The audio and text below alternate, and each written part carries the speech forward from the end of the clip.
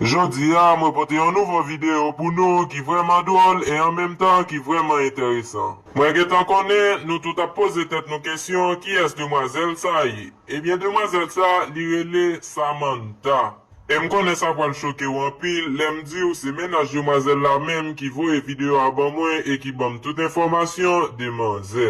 Men mwen menm sa te vreman etonem, le mi se relem nou te fe pre de 2 etap pale nan telefon e pi li tap explikem tout bagay. Mwen te trouve histwa sa vreman drôle paske yon moun ou gen menajou ou fe 2 an viv nan ka avel ou gen yon pitit fi avel e pi se ou menm ki deside publie video avek yon lot neg. Le mi se te fin explike m tout bagay, mwen te tende la vek an pil atensyon, men mwen pat deside fe video. E m te dil ke m pa fe video, paske li kon pitit ak moun nan, sil ta fe sa, li pa bon pou imaj pitit la. Men mi se vin explike m ke manze fel sa avek prop kouzen. Mi se fe m konen ke li ak manze te ansam depi yo te tou piti. Yo te Haiti ansam, men mi se te vin pati ale Kolombi, e mi se te fe tout efor, apre 5 an li te arrive rentre manze. Li fèm konen ke kouzen li mèm li te deja viv Kolombi, men akos li te vin pedi travay li te oblige di misye li ka vin fè kek jou la kay li ya. Misye explikem ke vreman vre li mèm li pat gen tan pou kay la, paske la l travay de 6 jan nan matin, li entre 6 jan nan aswe.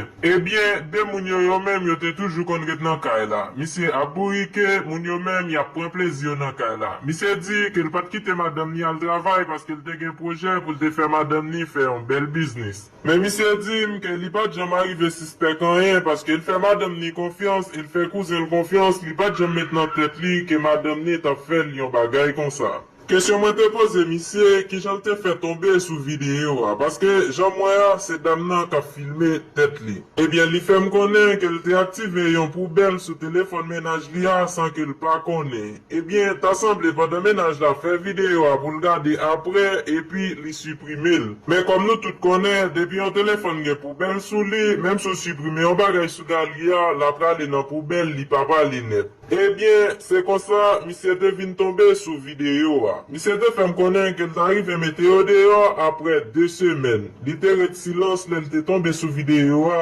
men li te vin satil pa kakenbe ankon, li te oblige meteo tou lè deyo. Mwen fè video a, se jist pou m di nou fè an pil bridans, paske nan la vi sa, defo kon vle ede an moun, paske l ap soufri, paske l non problem, e poutan li menm se kraze, li vin kraze ou. Mwen pa di sa pou n pa ede yon lot ki nan bezwen, men mwen di nou fè an pil bridans. Pabli, abonni, like, pataje video a, e pi kite yon komante pou nou di ki son pense de ide a. E pi rentre nan group la pou ka jen video a pi fasi.